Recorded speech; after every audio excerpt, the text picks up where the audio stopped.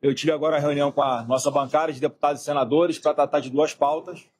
Primeiro, para falar um pouquinho e dar tranquilidade a todos sobre a questão do filme do Jair Bolsonaro e sobre a nossa alternativa moderna ao fim da escala 6x1, algo que é muito melhor.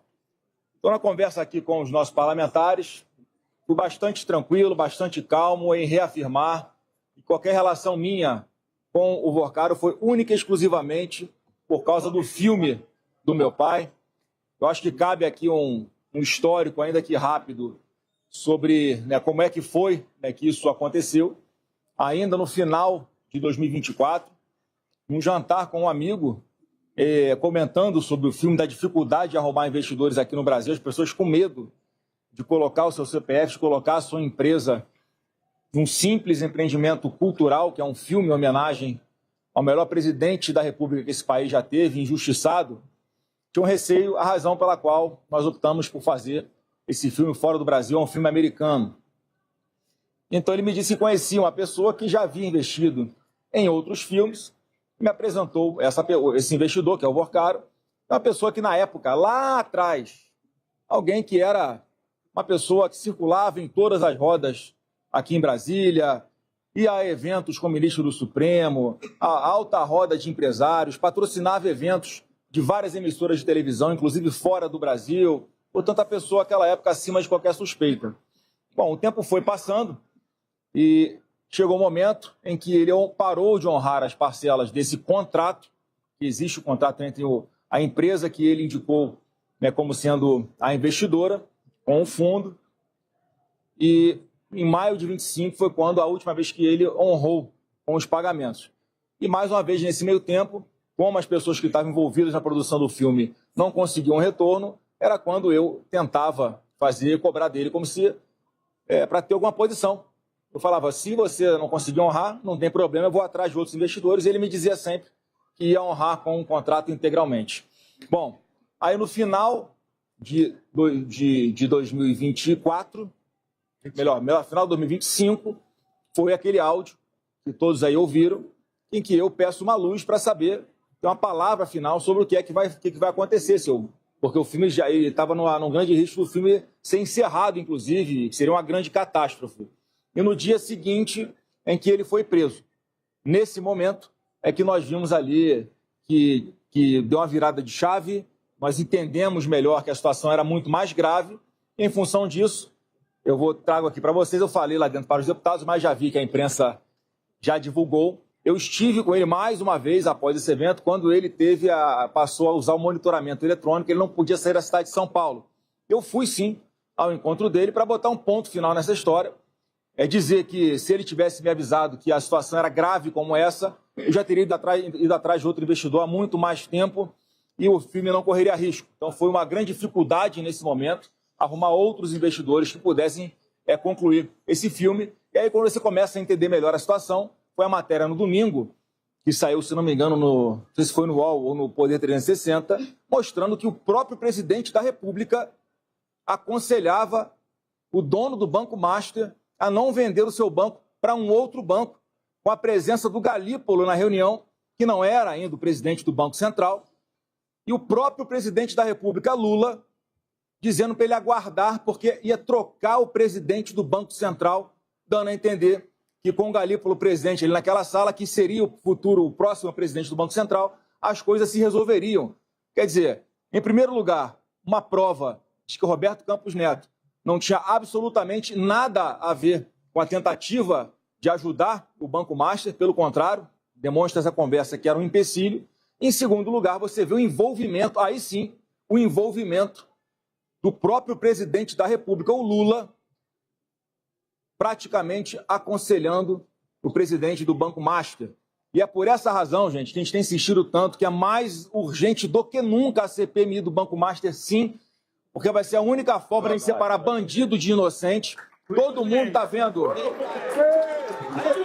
Até agora a esquerda não assinou, não tem assinatura de ninguém da esquerda, ninguém da base do governo com coragem de assinar, porque a gente quer a verdade e, infelizmente, não está dando para contar 100% com a Polícia Federal, porque uma parte dela bastante aparelhada Nós acabamos de ver um outro absurdo que, se fosse na época do presidente Bolsonaro, estava a imprensa inteira caindo de pau. O delegado que quebrou o sigilo do Lulinha na investigação do roubo do INSS é trocado na mão grande. Eu só não sei se ele foi ameaçado, isso é porque quis, ou ele foi obrigado a sair de lá de alguma outra forma. Isso é um escândalo.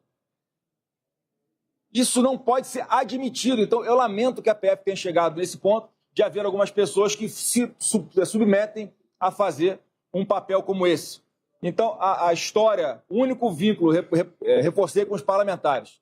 Qualquer contato meu com esta pessoa, que é o Vorcaro, foi única e exclusivamente para tratar do filme do meu pai, que está ali faltando os últimos detalhes para ser concluído. Inclusive, eu tive a oportunidade de passar um trailer aqui na sala para os parlamentares. Acho que gostaram bastante do trailer de 2 minutos. A gente vai disponibilizar esse trailer até domingo para todo mundo, né, nas nossas redes sociais e também para vocês da imprensa. E aí eu quero acrescentar 2 coisas que foram os meus pedidos, tanto à produtora quanto ao fundo, né, que eles se organizassem para fazer uma prestação de contas a todo mundo das despesas que foram feitas em função desse investimento no filme, de forma transparente, em até 30 dias. Foi isso que eu pedi. E o meu outro pedido, o jurídico também concordou, o outro pedido é que, assim que o filme começar a dar o resultado, o valor que foi aplicado no filme em função do investimento, por intermédio dessa empresa indicada pelo Daniel Vorcaro, ele vai ser destacado, ele vai ser separado para que fique à disposição das autoridades brasileiras para fazer o que entender que está dentro da lei. Portanto, com muita tranquilidade, muita transparência, era isso que eu tinha que falar sobre o filme. E a segunda parte da reunião é que nós tratamos sobre a alternativa que nós queremos dar ao fim da escala 6x1. Todo mundo é a favor que se trabalhe menos e se ganhe mais. Só que, infelizmente, não é a realidade que está nesse projeto de lei, com esse projeto de lei apresentado pelo governo em ano eleitoral, com uma grande carga de hipocrisia e interesse nas eleições. Tenta vender uma solução fácil para a população que não vai resolver, vai gerar desemprego em massa, vai gerar aumento do custo de vida e vai prejudicar mais os trabalhadores do que ajudar, ao contrário do que muita gente pensa. É uma legislação atrasada, a CLT, de 1943, na época que não tinha internet, não tinha home office, não tinha aplicativos de entrega, aplicativo de carro. Portanto, o Brasil avançou, o Brasil se atualizou e precisa de uma legislação muito mais moderna e que atenda à realidade do povo brasileiro. Portanto, foi passado aqui para a nossa bancada essa sugestão, essa alternativa, que seria, sim, o trabalho remunerado pelas horas de trabalho, com a garantia de todos os direitos trabalhistas. 13º, fundos de garantia, férias, todos os direitos trabalhistas garantidos, obviamente proporcionais às horas de trabalho. Assim, nós temos uma legislação adaptada à realidade nossa, com liberdade acima de tudo. O trabalhador é que vai poder escolher a jornada que quiser. É liberdade para o trabalhador escolher o que ele quiser para trabalhar. Se quiser trabalhar mais, vai trabalhar mais. Se não puder trabalhar tanto e precisar de flexibilidade, isso também vai estar atendido por essa legislação. Essa nossa proposta, ela beneficia principalmente as mulheres, porque 23% das mulheres no Brasil não conseguem, não podem trabalhar, na verdade, por causa dessa jornada endurecida.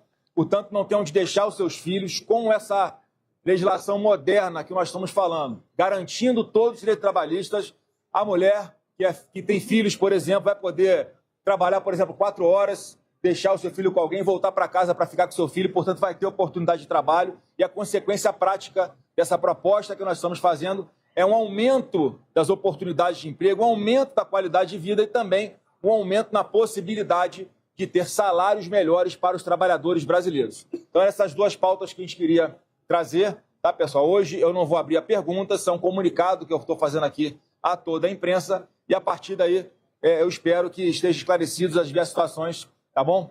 Obrigado aí, bom trabalho. Fica com Deus.